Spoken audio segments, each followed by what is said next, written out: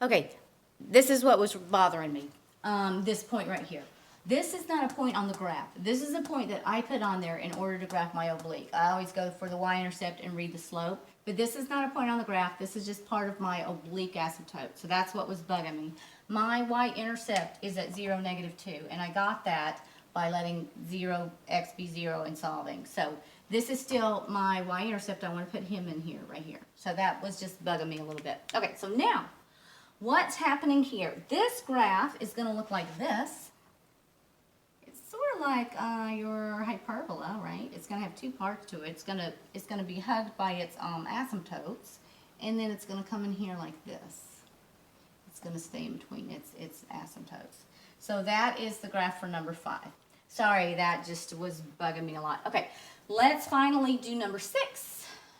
This, we said it has vertical asymptotes here and here. No holes, no horizontal. Yes, there's an oblique. We have to divide, but in this case, we cannot use synthetic. We must use long division.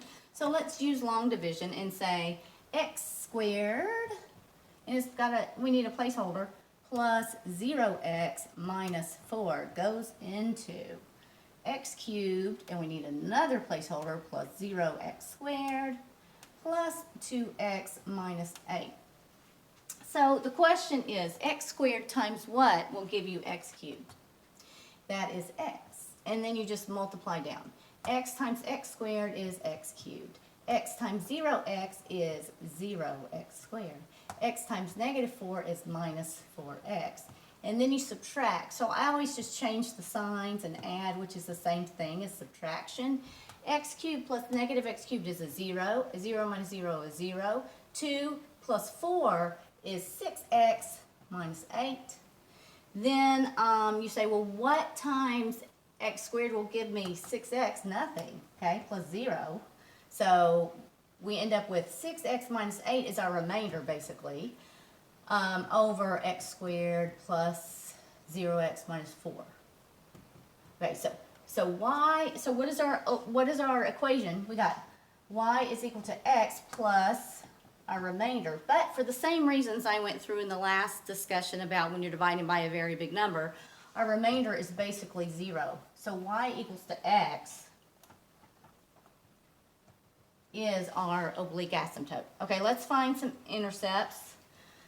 K of 0 will give us a y-intercept. So if I let x be 0, 0, 0, -8, -4, when x is 0, y is 2. I'll get -8 over -4, which is 2. It's too much trouble to find the x-intercept, so I'm not going to find it. If it's a lot of trouble, don't mess with it. So I'm not worried about the x-intercepts. Does this cross? Does it cross the oblique asymptote? So let's figure that out. Does x cubed plus 2x minus 8 over x squared minus 4 equal to x over 1? Cross multiply. X cubed minus 4x equals to x cubed plus 2x minus 8. Solve for x. Subtract both sides by x cubed, and those guys are gone very nicely. So then we're left with this. I'm going to get all my x's over here. Minus 6x is -8. X is going to be -8 over -6, or a positive 4/3. It does cross. Yes.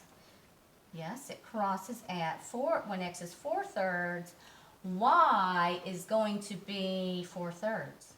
Y is going to be x, which is 4/3. You can plug it in if you want to, but you're going to get 4/3. Okay, so that's what we know. Let's go ahead and graph 6. Let's see what this guy looks like.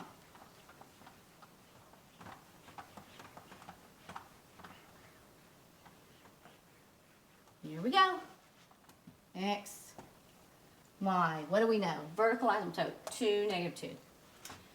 1, 2, -1, -2.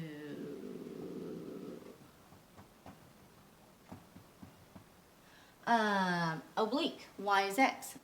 0, 0, rise 1, run 1. Run 1. It's going to look like this. Y is x. Okay, there's our asymptotes. Okay, what do we know? Any points that we know? y-intercept is at 0, 2. All right, 0, 2. There's a point. Also, it crosses its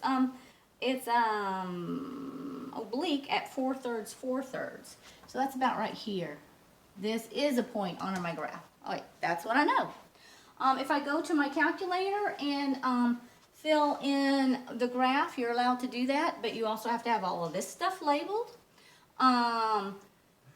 If you don't label the points, that's fine, because I'll see it right there, that's fine. But that is very important. It's going to look like this. It's going to have this vertical asymptote. It's going to kind of cut through here, go down like that. And it's going to be caught in between these two. It's going to be caught in between these two like that. And that is a number 6, rational functions.